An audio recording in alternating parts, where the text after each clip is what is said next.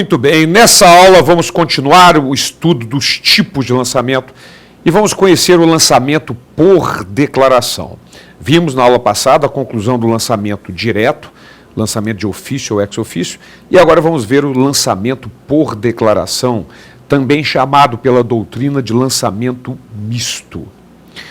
Muito bem, vamos ver uma figura que vai nos ajudar a entender e depois vamos explicar todos os detalhes relativos a esse tipo de lançamento, que acaba por ficar, é um dos tipos menos utilizados de lançamento atualmente. Mas vamos conhecê-lo. No lançamento por declaração, observe que a primeira etapa, o contribuinte tem que informar, dar uma declaração, uma informação para a Fazenda Pública. A Fazenda Pública, de posse dessa informação ou declaração, faz o lançamento e aí sim, a Fazenda Pública faz o lançamento e o sujeito passivo tem aquelas duas possibilidades. Se ele concordar, ele faz o pagamento. Se ele discordar, ele vai tentar a impugnação. Observem a sequência dos fatos. Primeiro o sujeito passivo declara, depois a Fazenda Pública lança e, por último, o sujeito passivo faz o pagamento. Ora, voltando para mim, então é importante aqui já fazer uma diferença fundamental entre este tipo de lançamento e o lançamento, por exemplo, do imposto de renda, que nós vamos estudar em um outro tipo de lançamento por homologação, porque lá no caso do imposto de renda, o sujeito passivo, ele mesmo calcula, declara e paga antes de qualquer participação da autoridade fiscal. Aqui não. Aqui ele declara, a Fazenda Pública lança e a última etapa é o pagamento. Isso é muito comum, por exemplo, no nosso ITCD, Imposto sobre Transmissão, Causa Mortes e Doação.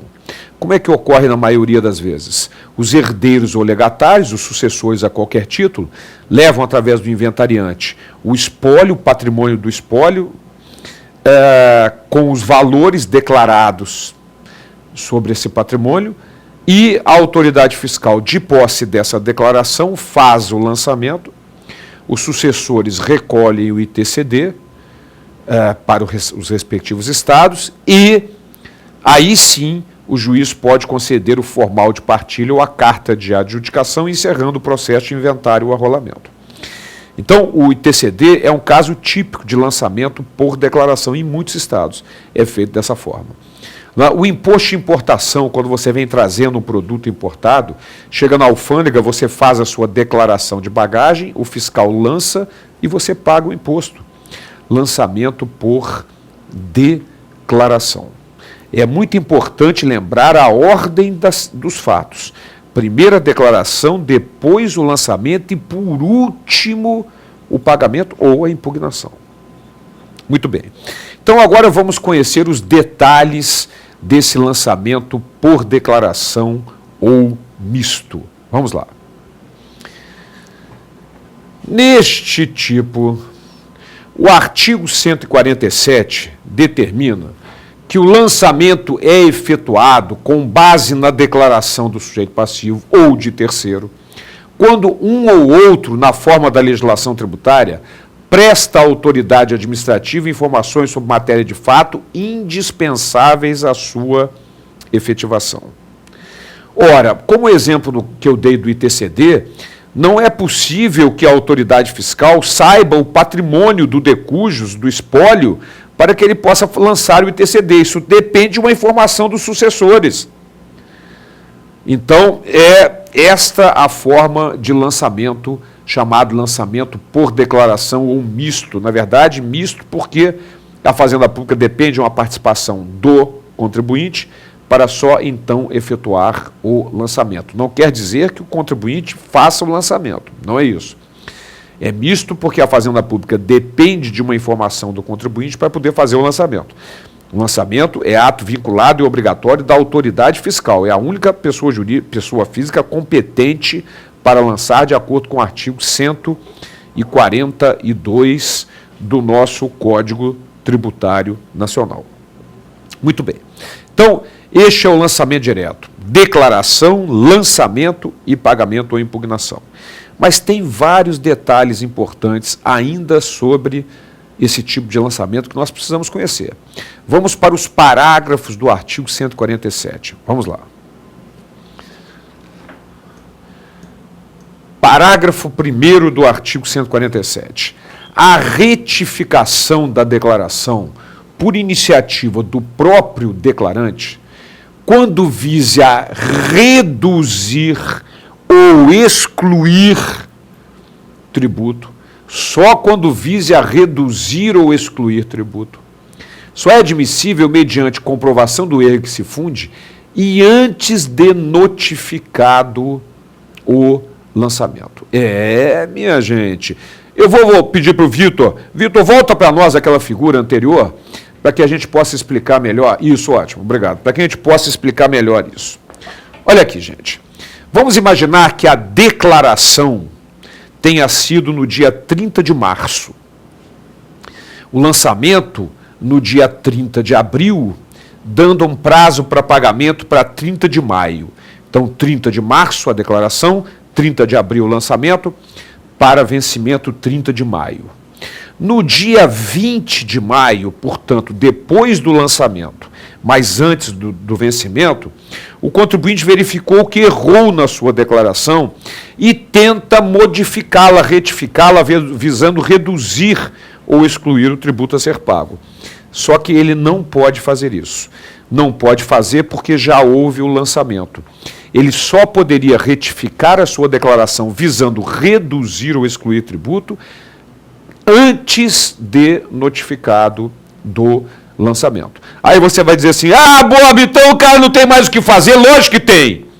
Ele vai tentar uma impugnação, mas modificar, retificar a sua declaração, visando reduzir ou excluir tributo, só antes de notificado o lançamento. Eu vou passar lá agora para o nosso parágrafo primeiro. Portanto, revendo o parágrafo primeiro, a retificação da declaração por iniciativa do próprio declarante, quando visa reduzir ou excluir tributo. Se for para aumentar, pode ser quando quiser, não tem problema nenhum. Só é admissível mediante comprovação do erro que se funde e antes de notificado do lançamento. Maravilha. Voltando para mim. Então é isso, minha gente. Não é que ele não possa discutir o lançamento, isso pode, mas através de uma impugnação, para retificar a sua declaração só antes de notificado o lançamento. Maravilha. Mas tem mais detalhes. Vamos lá para o parágrafo 2º do artigo 147. Os erros contidos na declaração e apuráveis pelo seu exame serão retificados de ofício pela autoridade administrativa a que competir a revisão daquela. Ora, lançamento de ofício, lançamento direto nos erros contidos na declaração e apuráveis pelo seu exame. Voltando a imagem para mim, portanto, nós já sabemos disso.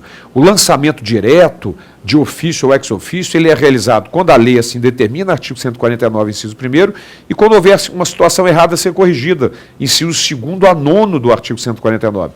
E essa é uma situação. Portanto, vamos imaginar que os herdeiros chegam na repartição fiscal e passam lá, eu estou no meu plantão fiscal, como auditor fiscal do Estado do Rio, e eles fazem uma declaração dos bens e dos valores.